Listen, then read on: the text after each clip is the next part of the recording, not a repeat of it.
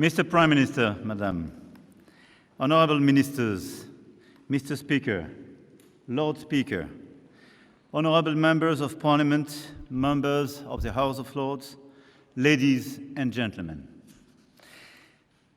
I would like to thank you, Speaker, for your kind words and greatly appreciate everyone's warm welcome. On behalf of my wife Bridget and myself and my whole delegation, thank you very much for that.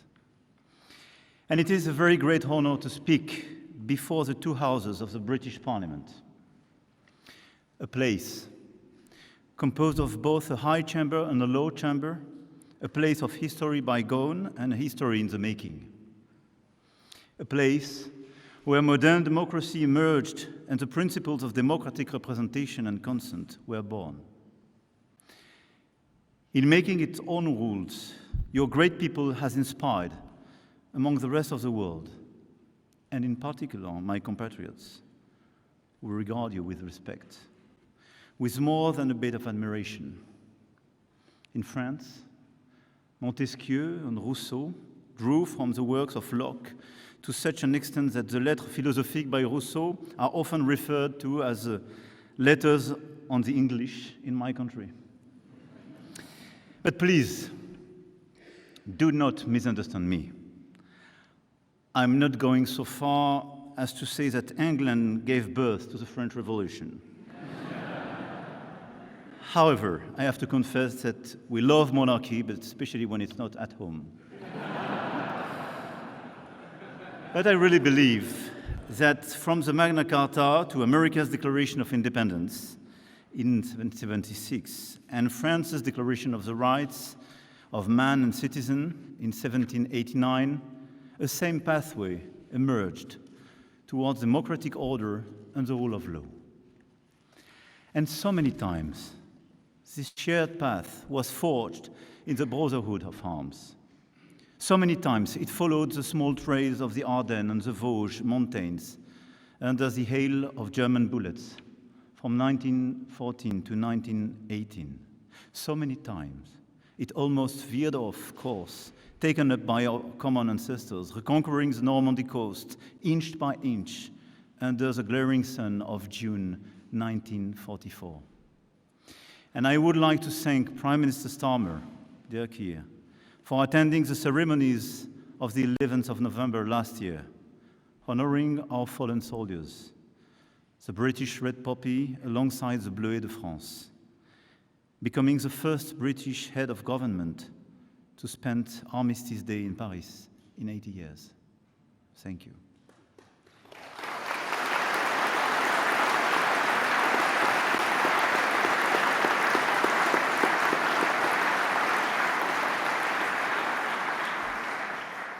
The French people shall never forget the sacrifices British people made to protect Europe and the world during the two world wars, and to uphold with fierce determination the promise of our Entente Cordiale.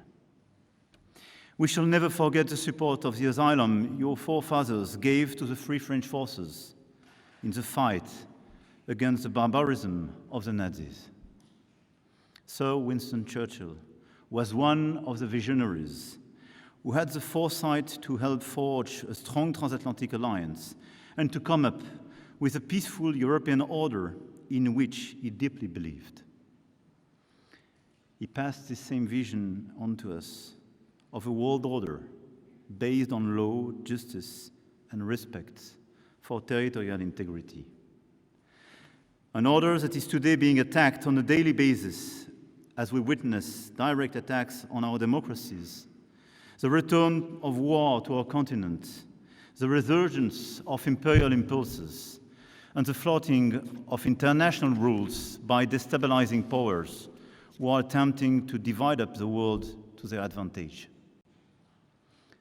Speaker, you and your predecessors have become famous, I have to say, even in France, for your way of restoring order in the courts with your imperial and imperious exclamations, "Order, order." And today, we wish to join you in shooting out "Order, order" with you to calm the unrest in the world. As permanent members of the United Nations Security Council, deeply committed to multilateralism, the United Kingdom and France must once again show the world that our alliance can make all the difference. Clearly, we have to work together in order to defend an efficient multilateralism and to protect the international order as we forged it after the Second World War.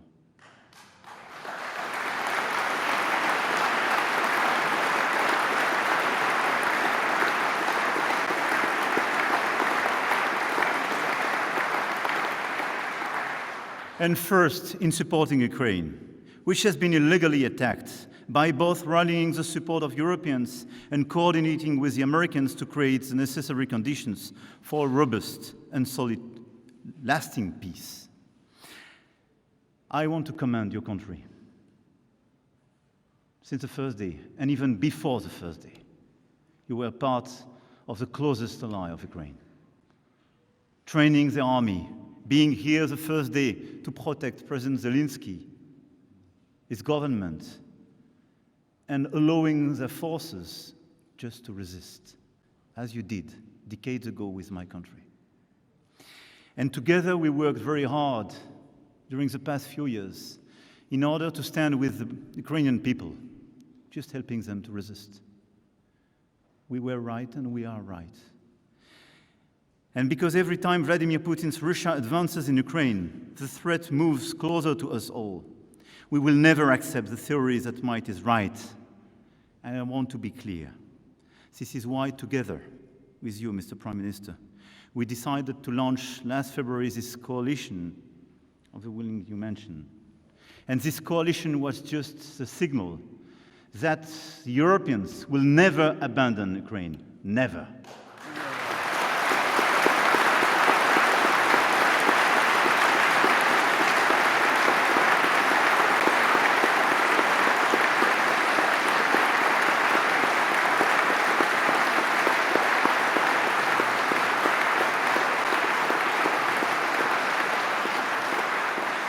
And whatever the decisions could be elsewhere, we will fight till the very last minute in order to get the ceasefire, in order to start the negotiations to build this robust and sustainable peace.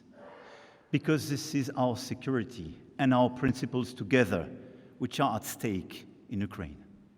This is the possibility of a Europe in peace. Our generation did enjoy during the past decade, which is at stake in Ukraine, nothing less. And together, we will follow up these efforts.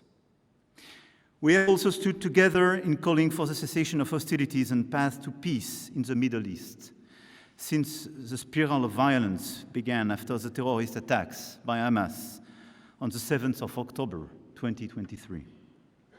Together, we called for the release of all hostages.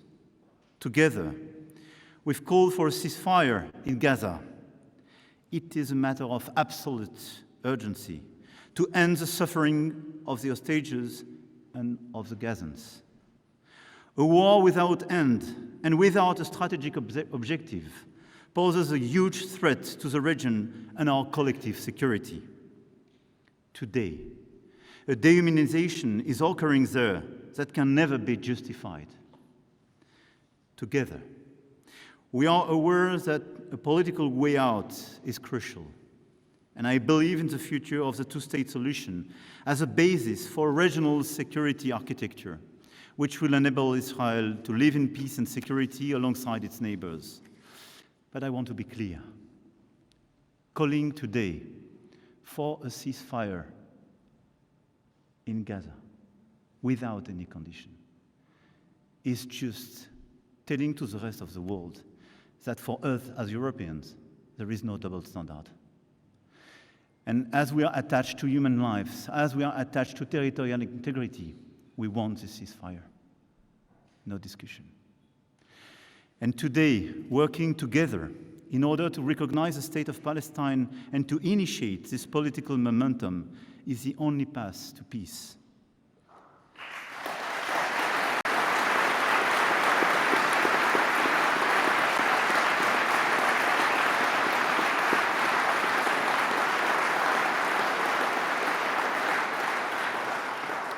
Because since Oslo in 1993, with Gaza in ruin and West Bank being on a daily basis attacked, the perspective of a Palestinian state has never been put at risk as it is. And the objective of a recognition is not just making our duty, but this is as well reopening a political perspective and refusing just an answer based on security. And this is why the solution of the two states and the recognition of the state of Palestine is as well, according to me, the only way to build peace and stability for all in the whole region. This approach is in line with our common refusal to tolerate the threat posed by an Iran that possesses nuclear weapons. There again, we know all too well the limitations of solutions based on force and the temptation to bring about regime change.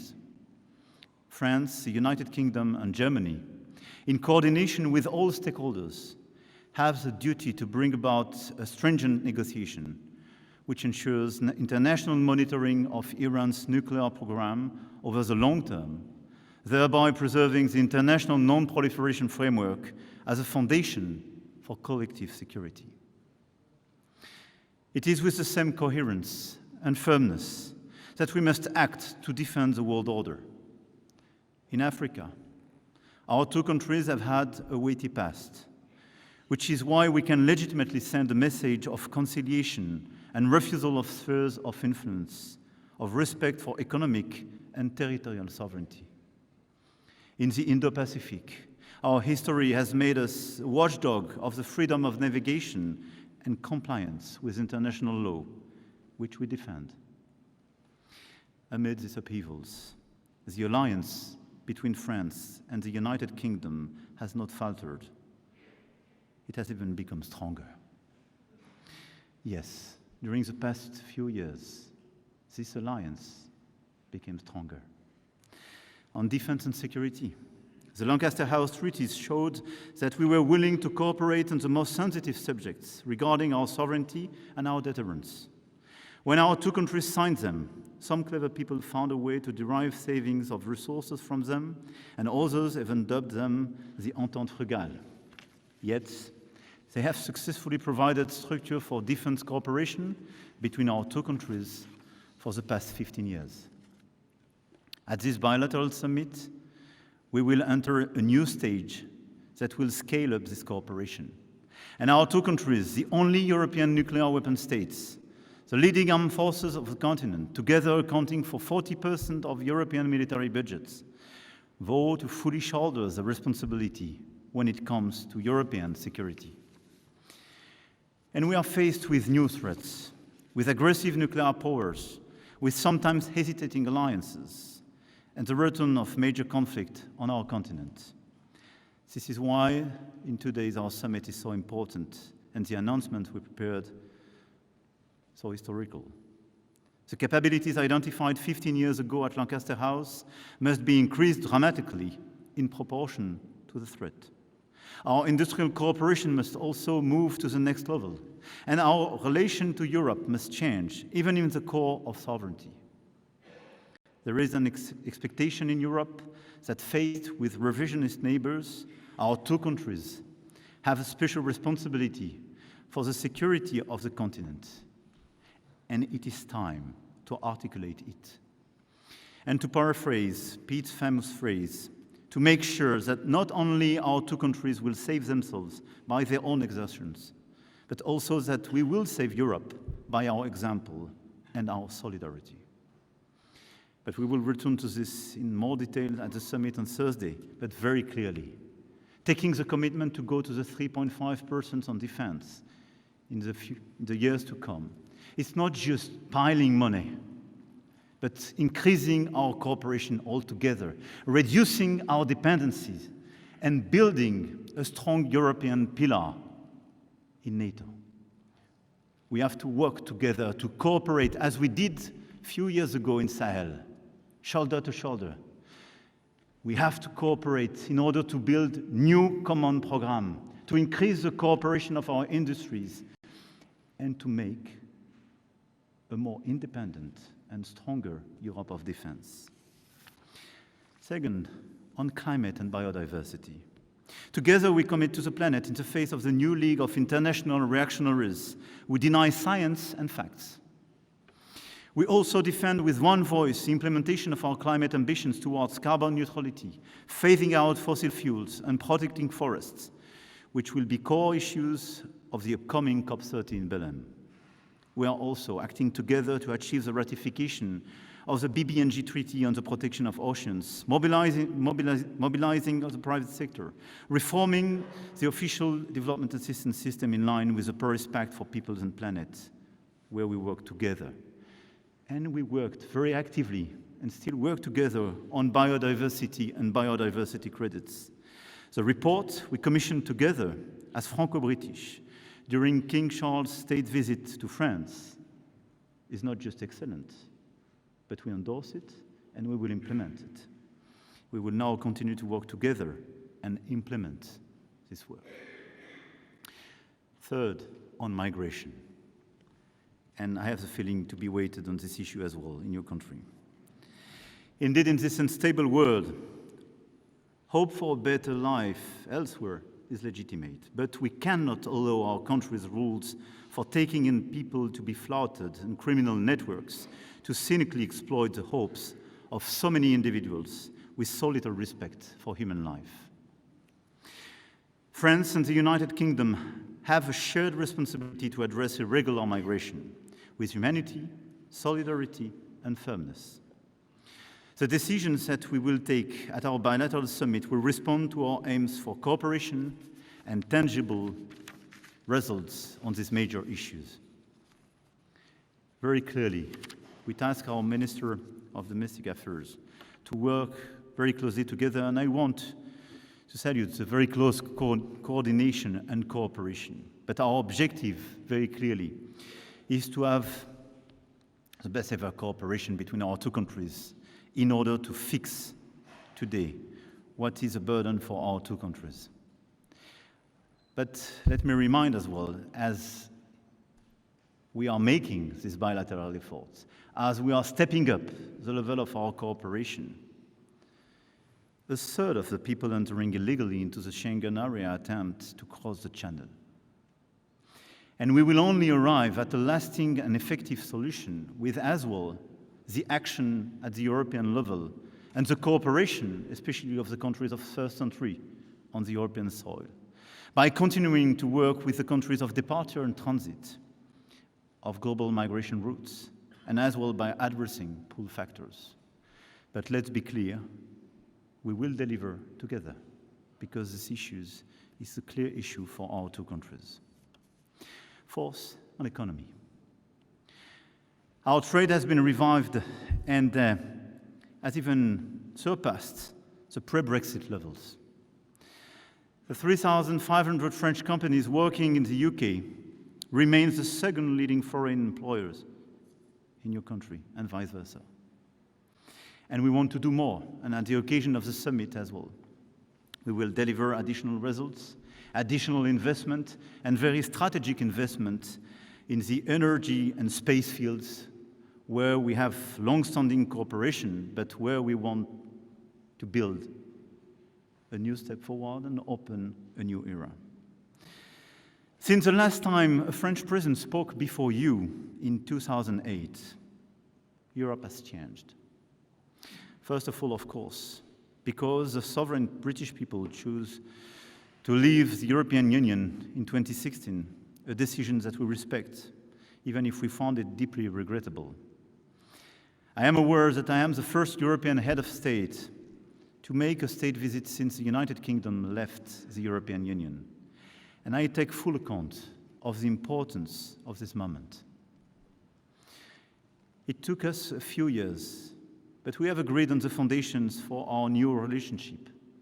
After the withdrawal agreement and the trade and cooperation agreement, reinforced by the Windsor framework, and some of us worked very hard on all this text. I have great memories. I support Prime Minister Starmer's efforts as well to restore trust ensure compliance with the agreements concluded, and strengthen this framework through targeted cooperation in our common interest. I welcome the fact that on the 19th of May, we were able to define a pragmatic roadmap between the European Union and the United Kingdom on defense, energy, climate, and other issues. But just as leaving the European Union did not mean the United Kingdom left Europe, efforts to address the challenges facing all of Europe cannot be limited to the European Union alone. What is at stake today in Europe is our ability to shoulder the responsibility to ensure our continent's security ourselves to a greater extent. What is at stake today in Europe is our ability to invest in key technologies of the future: AI, quantum technologies, space, biotech, decarbonized energy sources, and defense industry, as I mentioned, in order to avoid strategic dependencies and disengagement that would put us at risk, and especially the risk of a slow death, to mention Mario Draghi. Indeed, we have to de-risk our economies and our societies, first from the risk of the lack of innovation, and this is what we experienced during the past decade if we compare our countries with the United States.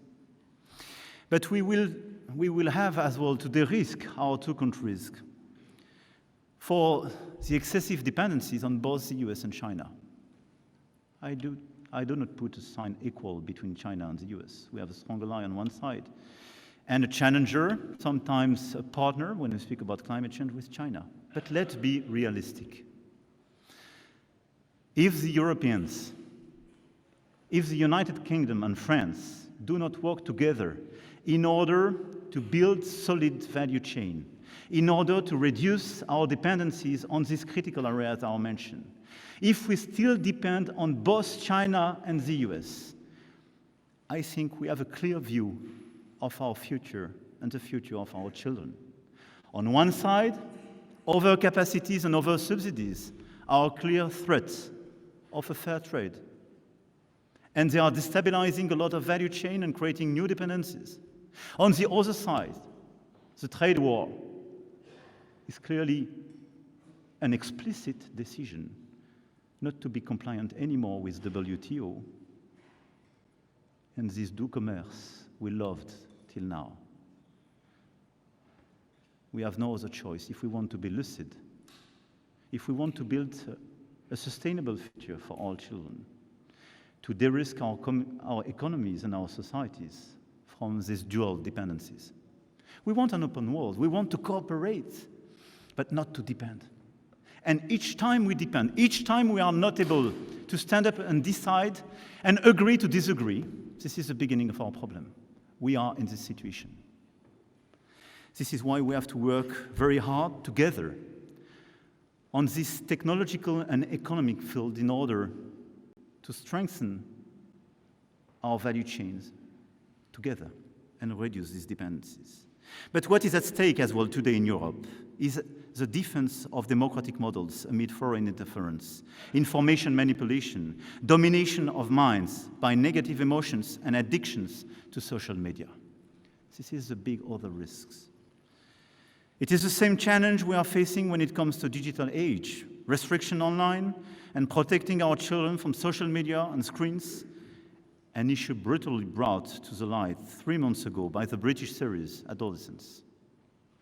And let's be clear, this is the same type of risk.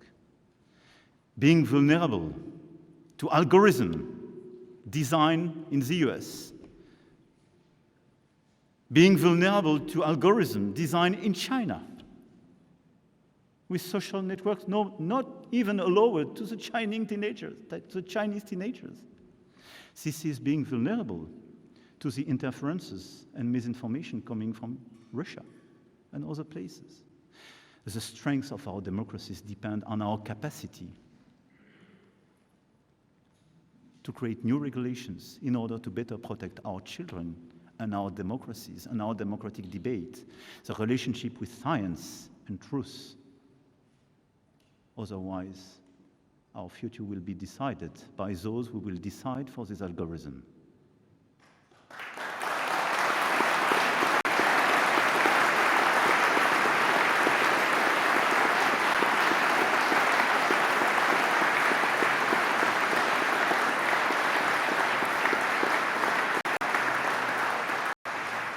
Our two countries are among the oldest sovereign nations in Europe. And sovereignty means a lot to both of us. And everything I referred to was about sovereignty. Deciding for ourselves, choosing our technologies, our economy, deciding our diplomacy, and deciding the content we want to share, and the ideas we want to share, and the controversies we want to share. Even though it is not part of the European Union, the United Kingdom cannot stay on the sidelines, because defense and security, competitiveness, democracy, the very core of our identity, are connected across Europe as a continent. And you understand me, the point is not to diverge, and to move forward side by side on these strategic choices we are facing, to avert the risk of effacement, division, weakness.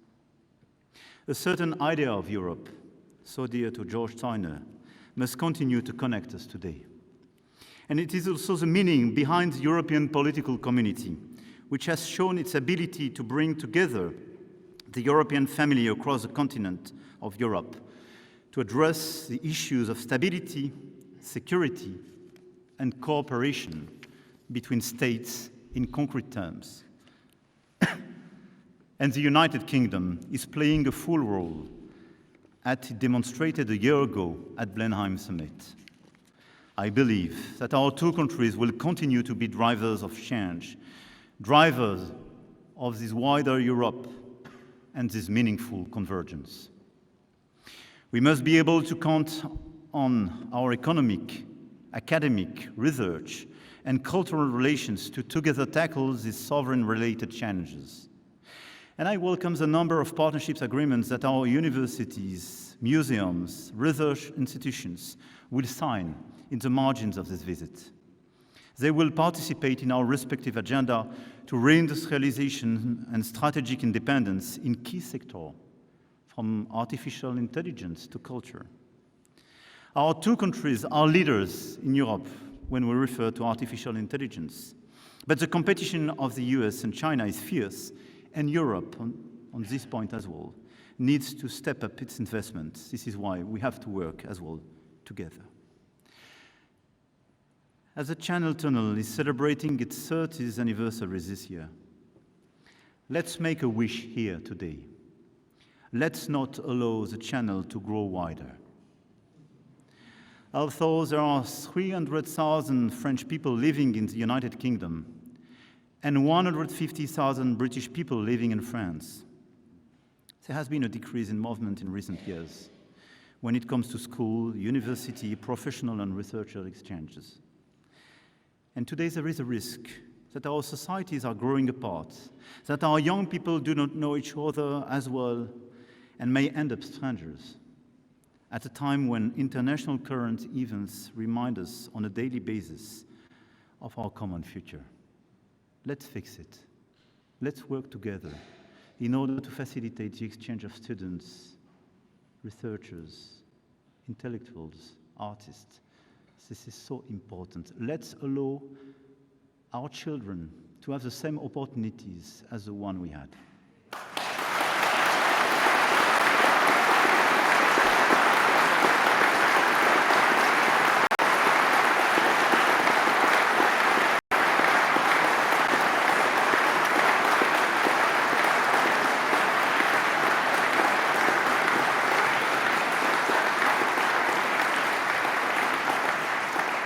Members of Parliament, my lords, tomorrow at the British Museum, we will officially announce an historical exchange.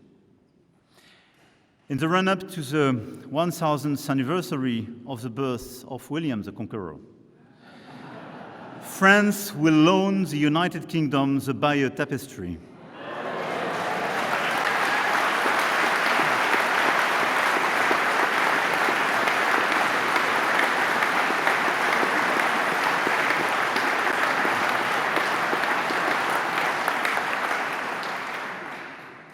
have to say it took probably more years to deliver this project than all the Brexit texts.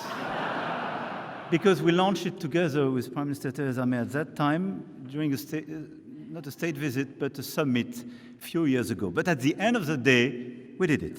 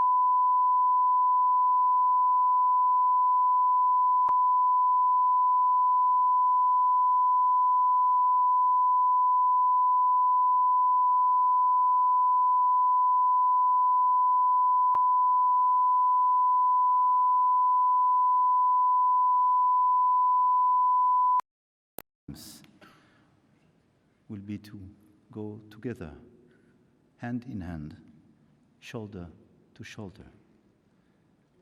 This is our common destiny. Long live our France, United Kingdom friendship. Long live the United Kingdom. Long live France.